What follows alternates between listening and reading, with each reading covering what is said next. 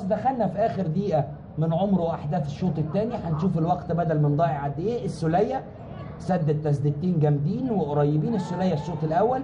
زيكا هيسدد وزيكا يا سلام يا زيكا، يا سلام يا زيكا، مش ممكن. وحكم اللقاء بيقول الكوره هدف. جوه جول الهدف الاول للنادي الاسماعيلي.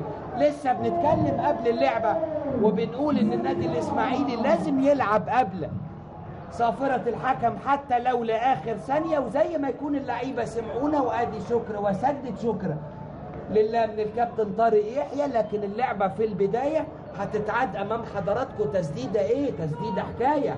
تسديدات قبلها بنقول السولية شاط 2 الشوط الاول وما شاطش حاجة الشوط الثاني. رد علينا زيكا ولقى السكة مفتوحة قدامه، قال ليه ما سددش واستغل. ادي التسديدة، تسديدة قوية.